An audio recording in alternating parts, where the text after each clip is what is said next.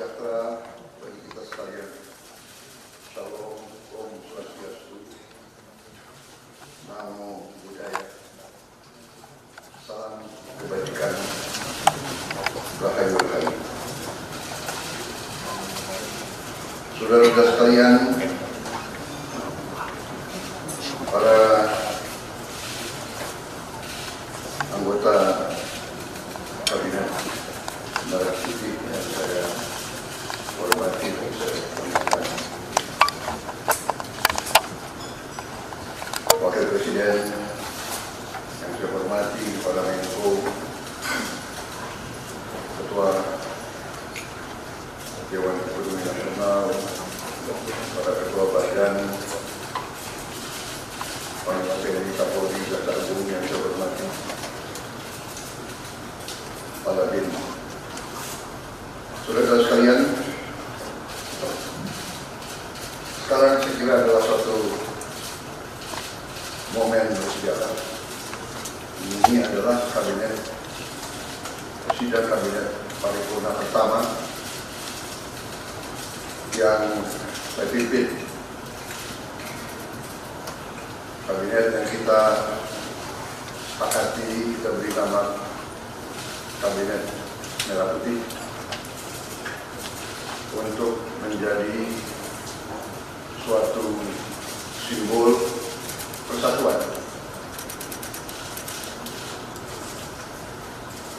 simbol kebersamaan, simbol kebangsaan. Saya terus-menerus sudah beberapa tahun ini maju ke hadapan rakyat Indonesia, pada semua pemimpin politik, pemimpin masyarakat, pemimpin agama, pemimpin pengusaha. Saya terus-menerus menekankan pentingnya persatuan.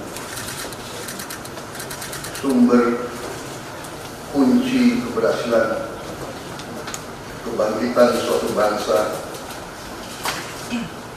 dalam sejarah manusia berabad-abad, kuncinya adalah bila elitnya bisa kerjasama, bila elitnya bersatu. Persatuan ini artinya adalah kita bisa sepakati mana adalah kepentingan nasional yang inti, mana adalah kepentingan nasional yang vital bagi kelangsungan hidup bangsa kita. Kita masing-masing punya kepentingan politik masing-masing. Kita masing-masing punya kepentingan kelompok masing-masing. Tapi manakala kita sudah bicara tentang bangsa dan negara, kita harus sepakati kepentingan nasional yang vital. Saya meyakini bahwa kepentingan nasional vital kita tentunya harus kita sepakati adalah kemerdekaan dan keutuhan NKRI, keutuhan Negara Kesatuan Republik Indonesia. Dan untuk menjamin keutuhan dan kelangsungan hidup Negara Kesatuan Republik Indonesia, kita harus dengan handal, dengan cerdik, dengan pandai bisa menjaga dan mengelola kekayaan bangsa kita. Hanya apabila kita bisa menjaga dan mengelola dengan baik semua kekayaan kita, hanya dengan demikian kita bisa memberi pelayanan kepada rakyat kita. Kita bisa memberi kebutuhan hidup rakyat kita. Kita bisa membayar segala keperluan suatu negara modern.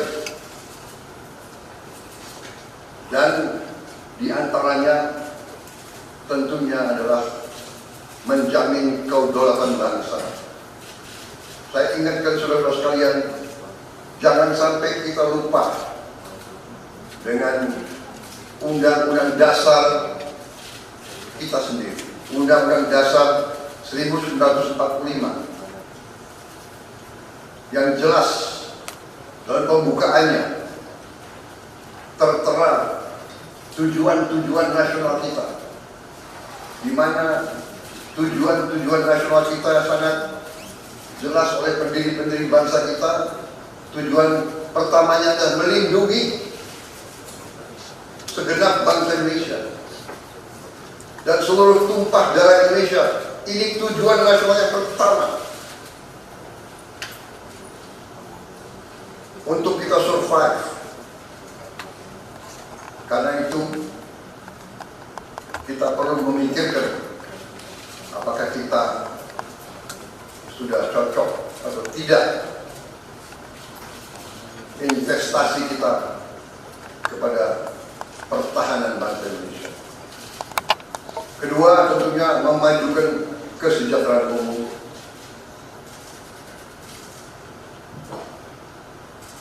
Saya katakan berkali-kali bahwa negara yang merdeka, rakyatnya harus merasakan kemerdekaan. Janganlah kita bangga menjadi anggota G20 kalau rakyat kita masih banyak yang miskin, masih banyak yang lapar. Mencerdaskan kehidupan bangsa mutlak. Pendidikan bagi kita adalah prioritas yang sangat tinggi. Saya kira ini terlihat komitmen kita kepada pendidikan. Kalau tidak salah, alokasi kita dalam anggaran 2025 untuk pendidikan salah satu tertinggi mungkin selama sejarah kita. Untuk pertama kali kita sudah 25%, 20.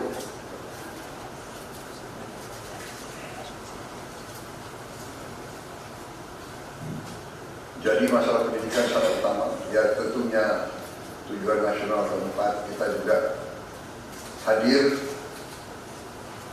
dalam pergolakan ataupun interaksi dunia, di mana kita harus selalu membela kemerdekaan bangsa-bangsa.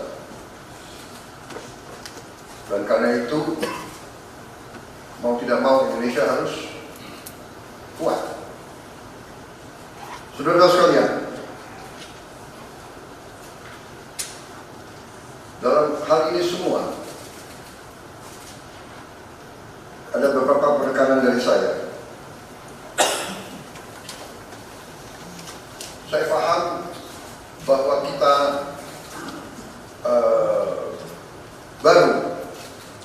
baru dilantik, saya saja baru 3 hari, saudara-saudara baru 2 hari dilantik. Dan saudara-saudara, saya persilakan secepat mungkin, terutama bagi menteri-menteri yang baru, silakan konsolidasi sendiri, mengatur sendiri secepat mungkin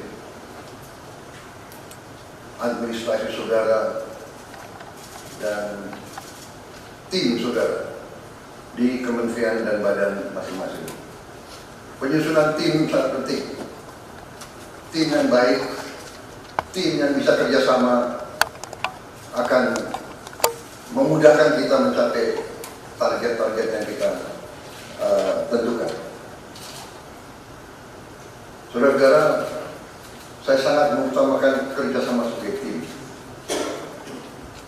Untuk itu, dalam waktu dekat, saya akan mengajak saudara-saudara ke Magelang, di mana kita akan melaksanakan beberapa hari menambah pembekalan, kemudian kita akan adakan koordinasi di tempat di Magelang, Jawa Tengah, di kawasan Akademi Militer.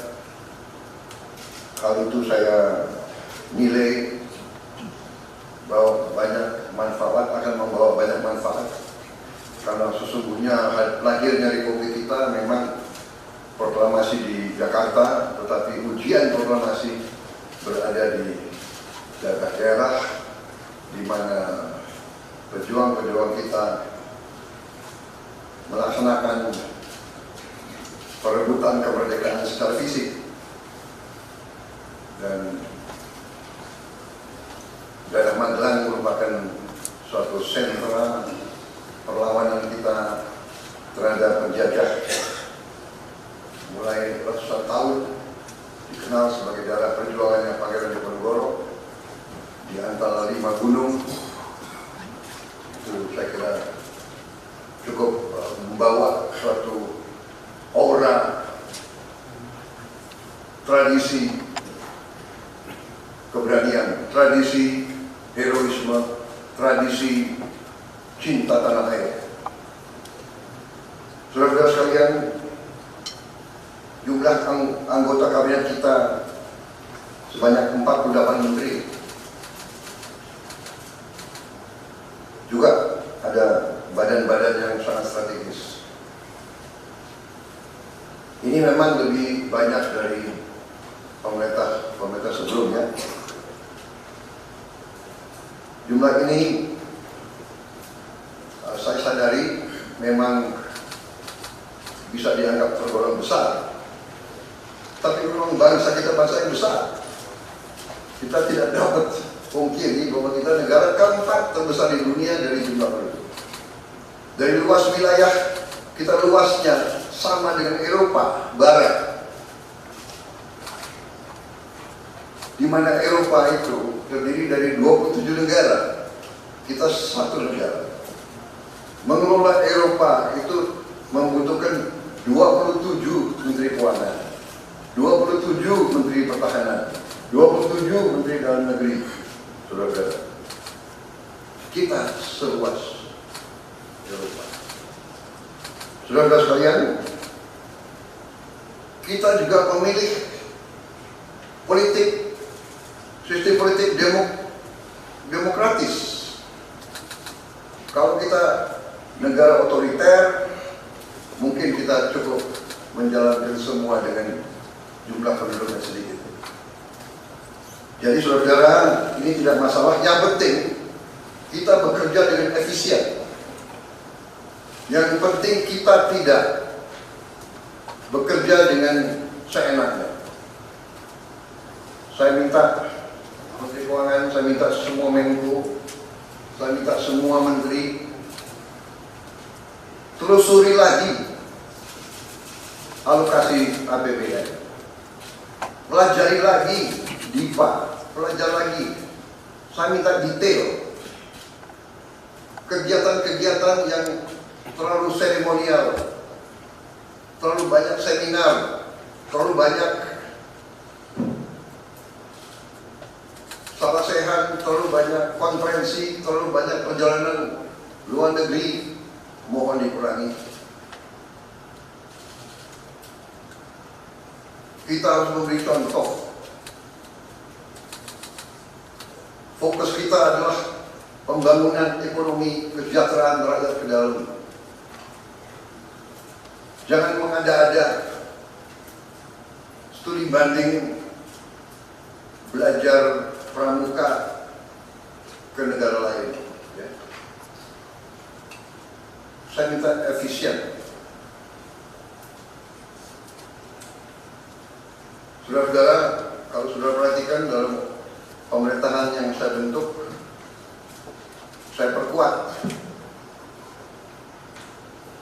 kepala staf kepresidenan. Saya perkuat itu. Saya ada tambahan lagi Badan Pengendalian Pembangunan dan Investigasi Khusus. Tugas mereka adalah memonitor semua program semua proyek yang kita akan lancarkan. Saya juga membentuk suatu badan baru, Badan Percepatan Pengentasan Kemiskinan. Badan ini akan mempelajari, akan mengikuti semua program-program perlindungan sosial, semua program-program bantuan ke bagian golongan rakyat yang masih perlu bantuan.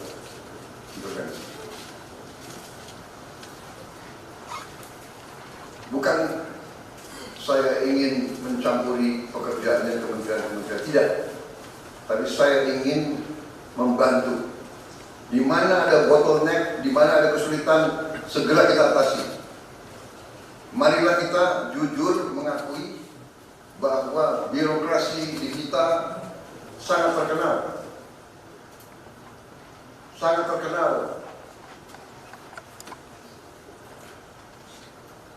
Ribetnya. Sangat terkenal. Lambatnya.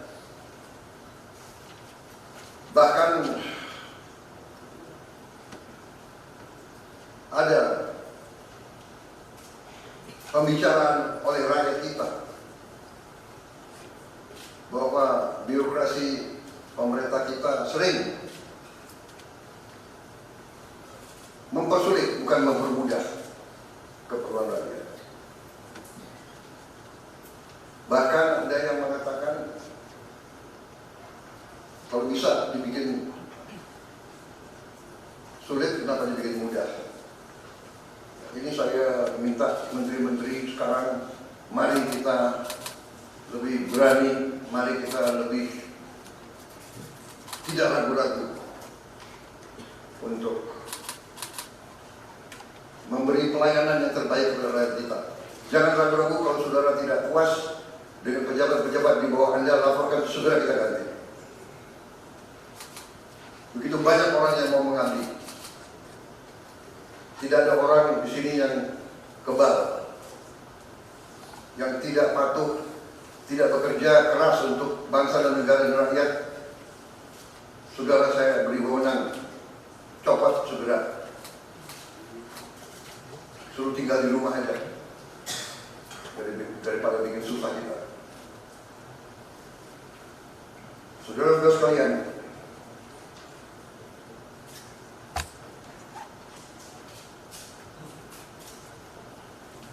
saya kira dalam waktu dekat saudara-saudara akan segera menyiapkan program kerja saudara masing-masing. Saya beri kesempatan segera, dan sewaktu-waktu terus saya akan panggil koordinasi. Tadi pagi sebelum sidang kabinet saya sudah koordinasi sama beberapa menteri, dengan Jaksa Agung, dengan BPKP, dan besok pun kita akan lanjutkan.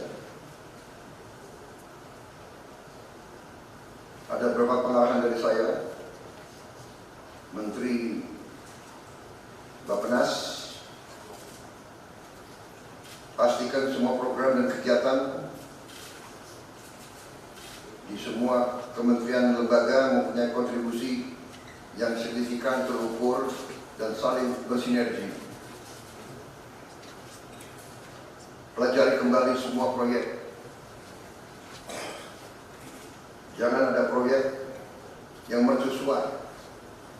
Semua ditujukan kepada yang saya sampaikan pada pidato saya di depan Majelis Permusyawaratan Rakyat pada kali pelantikan saya. Kita harus swasembada pangan. Itu prioritas dasar karena situasi global. Perang besar bisa pecah setiap saat. Kita harus jamin kemampuan kita memberi makan rakyat kita sendiri. Swasembada energi mutlak. Kita bersyukur kita punya sumber alam yang sangat besar. Kita sekarang tidak boleh ragu-ragu. memanfaatkannya sebaik-baiknya.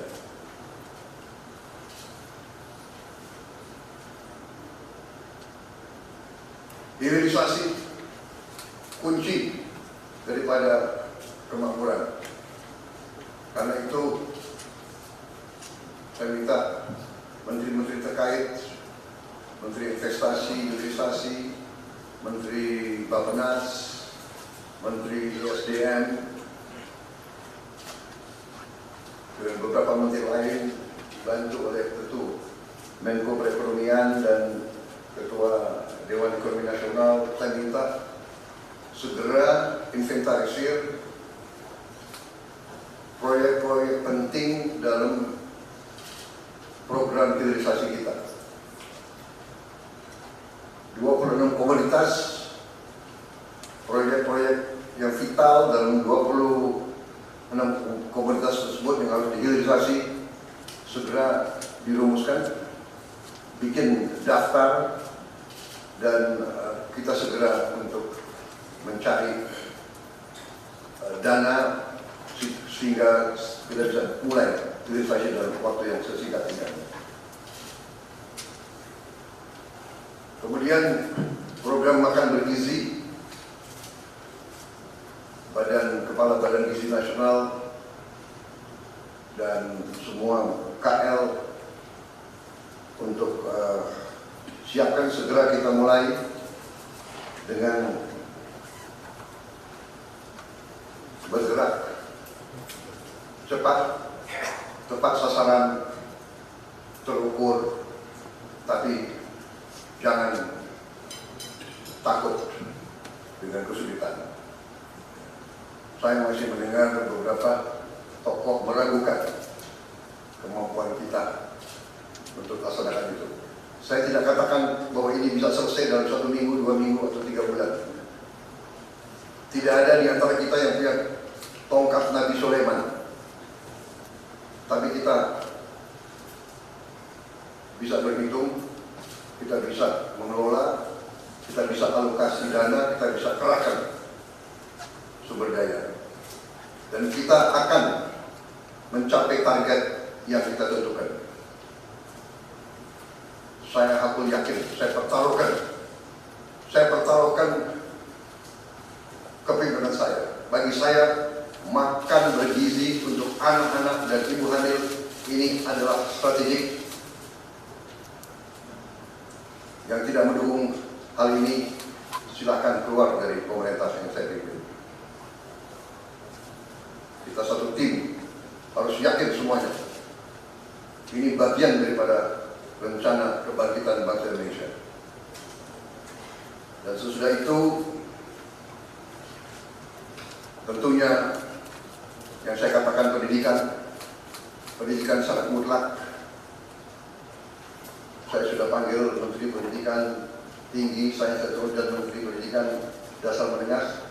Kita sudah mempunyai gambaran besar bagaimana kita segera akan menyentuh semua anak-anak kita.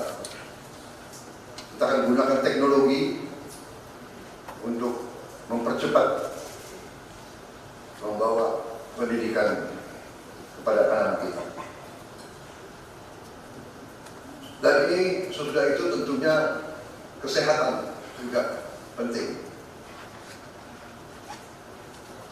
Demokratisasi yang paling cepat, yang paling dirasakan oleh rakyat adalah pendidikan dan kesehatan.